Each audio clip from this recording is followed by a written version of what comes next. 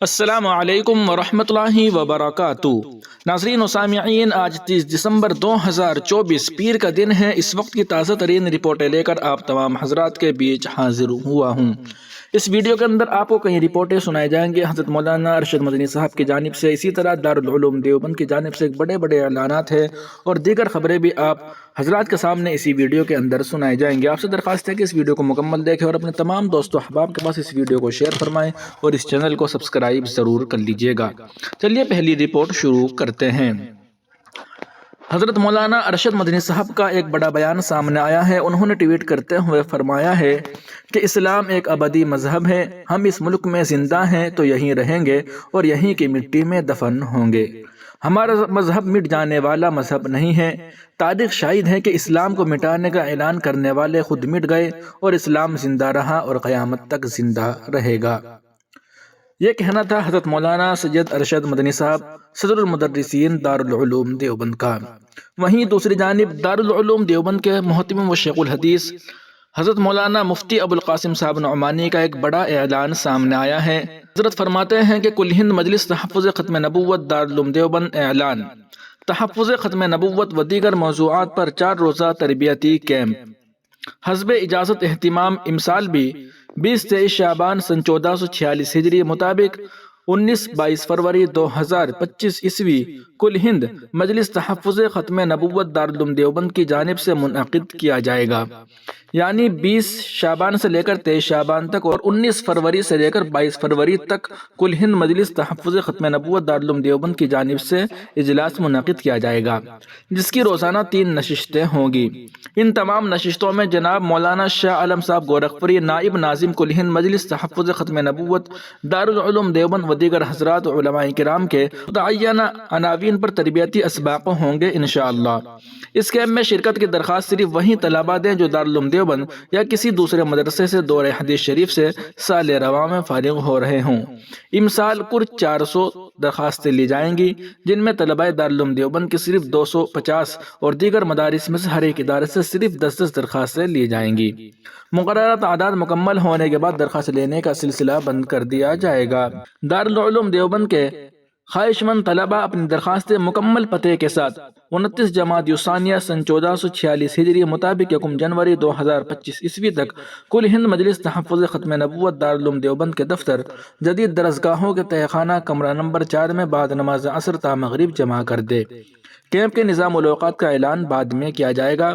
دیگر مدارس کے فضلاء کی درخواستیں مندرجہ ذیل نمبر پر 10 رجب سن 1446 ہجری تک واٹس ایپ کی جا سکتی ہے۔ نمبر یہ ہے 9457 21 92 72۔ نمبر ایک مرتبہ اور سن لیجئے گا 9457 21 9272۔ دوستو، یہ اعلان ہے صدر کل ہند مجلس تحفظ ختم نبوت و محتم دارالعلوم دیوبند حضرت مولانا مفتی ابوالقاسم صاحب نعمانی کی جانب سے۔ آپ سے درخواست ہے کہ اس ویڈیو کو اپنے تمام دوست و احباب کے پاس شیئر ضرور فرمائیے گا۔ وہیں دوسری جانب سنبل کے ایم پی ضیاء الرحمان برق کو جان سے مارنے کی دھمکی۔ سماجوادی پارٹی کے رکن پارلیمنٹ ضیاء الرحمان برق اور ان کے والد مملوک الرحمان برق کو جان سے مارنے کی دھمکی کا معاملہ سامنے آیا ہے۔ ایم پی ضیاء الرحمان برق کی رہائش میں کام کرنے والے کیئر ٹیکر کا الزام ہے کہ ایک دوسرے فرقے کے شخص نے پہلے 20 دسمبر کو جامع مسجد میں داخل ہونے کی کوشش کی تھی اور اب وہ ایم پی کے گھر پر آ کر دھمکی دے کر گیا ہے۔ اس سلسلے میں کیئر ٹیکر نے نکھاسا پولیس کو تحریری شکایت کی ہے۔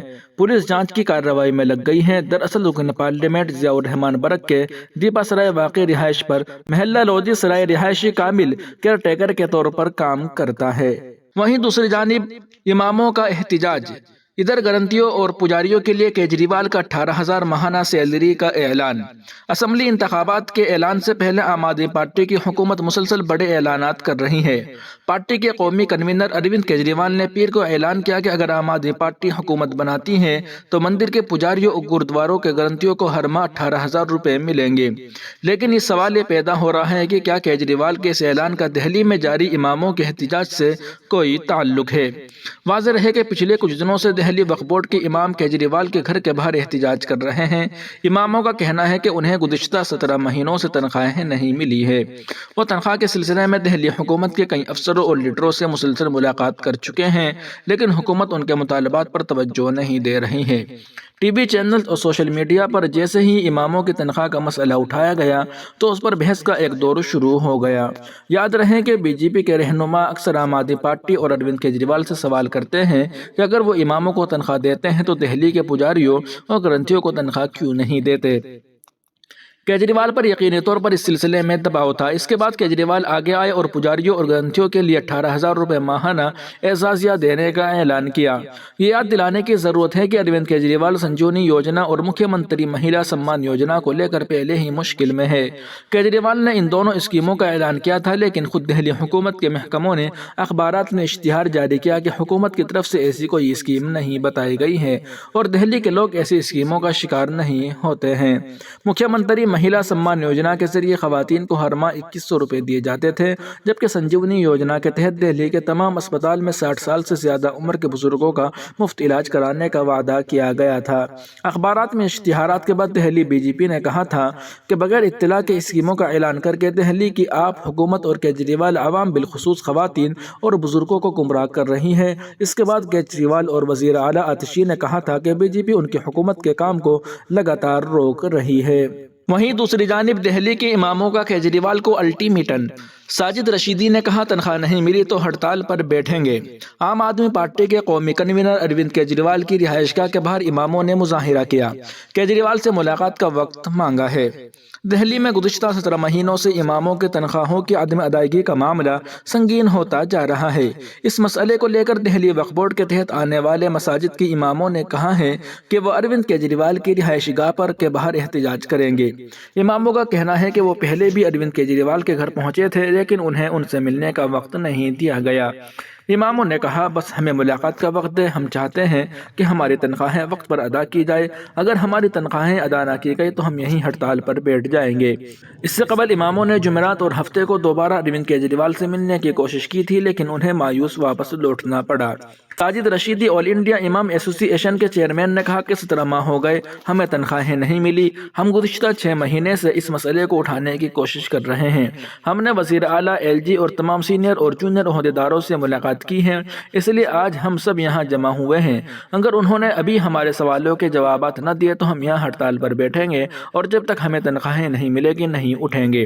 دہلی کے اماموں کی اس پریشانی نے ایک نیا رخ اختیار کر لیا ہے، کیونکہ انہوں نے فیصلہ کیا ہے کہ اگر ان کے مطالبات نہ مانے گئے تو وہ ہڑتال پر بیٹھیں گے اور آواز اٹھائیں گے۔ انہوں نے خبردار کیا ہے کہ اگر ہمیں آج بھی ملاقات کا وقت نہیں دیا گیا تو ہم اپنی تنخواہیں ملنے تک یہاں ہڑتال پر دھرنا دیں گے۔ 2 دن پہلے بھی اماموں نے اپنے مسائل کو لے کر اروند کیجریوال کی رہائش گاہ کے باہر مظاہرہ کیا تھا، لیکن ان کی بات چیت نہیں ہو سکی تھی۔ ائمہ کا کہنا ہے کہ یہ صرف تنخواہ کا معاملہ نہیں ہے، بلکہ اس کا تعلق ان کے پیشے کی عزت اور وقار سے بھی ہے۔